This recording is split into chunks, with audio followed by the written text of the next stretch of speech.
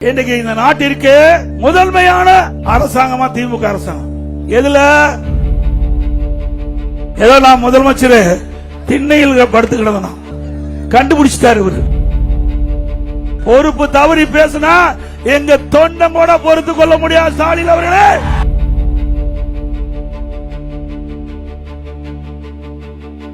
இன்னைக்கு நாகர்கோயில்ல ஒரு கூட்டத்தில் பேசுறார். ஏதோ நான் முதலமைச்சர் திண்ணையில் படுத்து கிடந்தனா கண்டுபிடிச்சிட்டாரு இவரு. ஸ்டாலின் அவர்களே, எப்பொழுது பார்த்தாலும் நீங்கள் பேசுவது நான் முத்துவேல் கருணாநிதியுடைய மகன் என்கிறார். முத்துவேல் கருணாநிதி திருட்டு ரயில் வந்தார். எங்களுக்கு சொல்ல தெரியாதா? நான் வடக்க வேணும். ஒரு முதலமைச்சர் இருக்கிறீங்க, ஒரு கட்சிக்கு தலைவரா இருக்கிறீங்க, பொறுப்போட பேச வேணும். பொறுப்பு தவறி பேசினா எங்க தொண்டம் கூட பொறுத்து கொள்ள முடியாது. ஸ்டாலின் அவர்களே, திருட்டு ரயில் ஏறி வந்தவர்களுக்கு உங்களுக்கு இவ்வளவு யதார்த்தம்னா,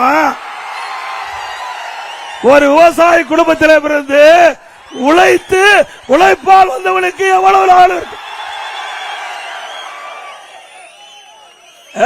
வாயு நாக்கு இருக்குன்னா எது வேணாலும் பேசிடலாமா?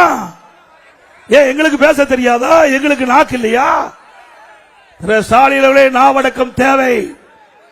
உங்களை உங்க கட்சி துணை பொதுச்செயலாளர் திரு ராசாவை தட்டி கேட்க தெம்பு திராணி இல்லாத ஒரு முதலமைச்சர், முன்னாள் முதலமைச்சர் திரு கலைஞர் அவர்கள் ஒரு அப்பாவையே வீட்டில் சிறையில் அடைச்சிருக்கிறா நாட்டு மக்களுக்கு என்ன கதி? சிந்திச்சு பாருங்க. திரு கருணாநிதி அவர்கள் தான் இருக்கின்ற வரை அவருக்கு திமுக தலைவராக்கல. அவ்வளவு நம்பிக்கை உரியவர் திரு ஸ்டாலின். செயல் தலைவராக தான் ஆக்கினார், உடல்நிலை சரியா போது கூட. அப்படிப்பட்ட திரு ஸ்டாலின் அவர்கள் எங்களை பற்றி விமர்சனம் செய்வதற்கு எந்த அருகதை இல்லை. அப்புறம் நம்ம விவசாயிகள் டெல்டா மாவட்டத்தில் இந்த ஒரு 9 மாசத்துக்கு முன்பு கடும் மழையால் விவசாய பயிர்கள் தண்ணீர்ல முழுகி எல்லாம் அழுகி போச்சு பயிர். அந்த பயிரை போய் நேரில் பார்க்க வக்கிலால முதலமைச்சர் ஒரு ட்ரேவ்ல, தலைமைச் செயலகத்தில் ஒரு ட்ரேவ்ல அந்த பயிரெல்லாம் பிடுங்கி போட்டு அதை பார்க்கிறார். அந்த பயிர் என்னன்னு தெரியாத ஒரு மங்கடி முதலமைச்சர் தான் இந்த முதலமைச்சர். என்ன பயிர்னு வித்தியாசம் தெரியாத ஒரு முதலமைச்சர் எங்களை பார்த்து மங்கடி சொல்லிக்கிட்ட மங்கடி முதலமைச்சர் தமிழ்நாடு முதலமைச்சர். அது மட்டுமல்ல, எங்களுடைய நமக்கு நாமே திட்டம்னு அறிவிச்சு ஊரூரா போனார். சேலத்துக்கு வந்தார். தலைவாசல்ல ஒரு கரும்பு தோட்டத்தில் காங்கிரட் ரோடு போட்டு அதுல போய் கரும்பு பயிரை பார்வையிட்ட முதலமைச்சர் மங்கடி முதலமைச்சர். ஸ்டாலின் அவர்களே, ஒரு வார்த்தை எங்களை பேசினா திருப்பி 10 வார்த்தை நீங்க கேட்க வேண்டிய நிலை ஏற்படும்.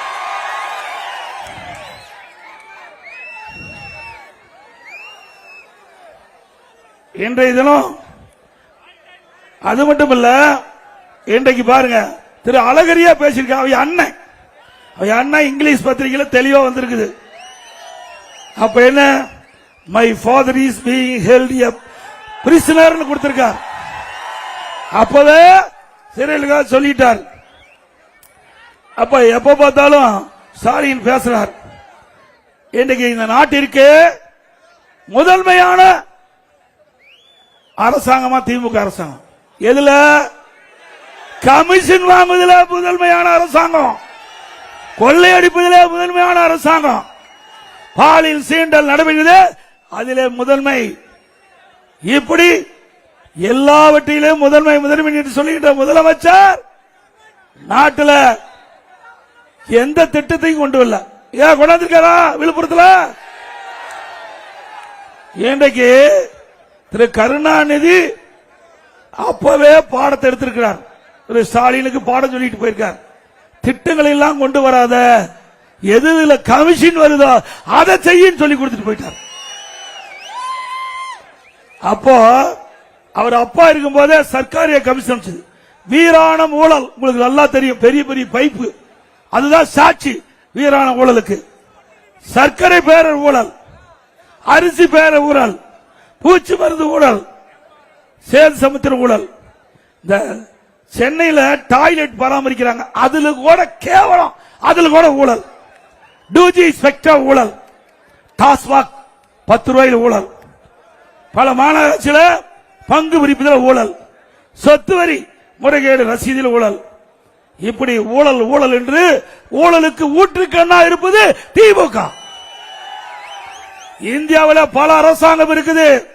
திரு கருணாநிதி தமிழகத்தை ஆண்ட போது ஊழலுக்கு கலைக்கப்பட்ட ஒரே அரசாங்கம் திமுக அரசாங்கம். உண்மைதானே? அது மட்டுமல்ல, இன்றைக்கு சர்க்காரிய கமிஷன்ல அந்த அறிக்கையில அரசு ஒரு அறிக்கை தாக்கல் பண்ணிச்சு திமுக அரசாங்கம். அதுல சர்க்கரை பேர ஊழல் அதுல குறிப்பிட்டிருக்காங்க. சர்க்கரையை எறும்பு தின்று விட்டது. சர்க்கரைய அந்த சர்க்கரை சாக்க கரையான் அரிச்சு விட்டது. எவ்வளவு விஞ்ஞான முறைப்படி ஊழல் செய்கின்ற கட்சி திமுக கட்சி, திமுக அரசாங்கம். இப்படி இவ்வளவு மோசமாக இருக்கின்ற கட்சி எங்களை விமர்சனம் செய்வதற்கு தகுதி இருக்குதா? அப்புறம் இங்க ஒரு அமைச்சர் இருந்தார், பொன்முடின்னு. அவர் முடி மூலம் தங்கமா இருக்க மாட்டேங்குது. அவர் இப்போ விடுதலை பண்ணிருக்கிறாங்க.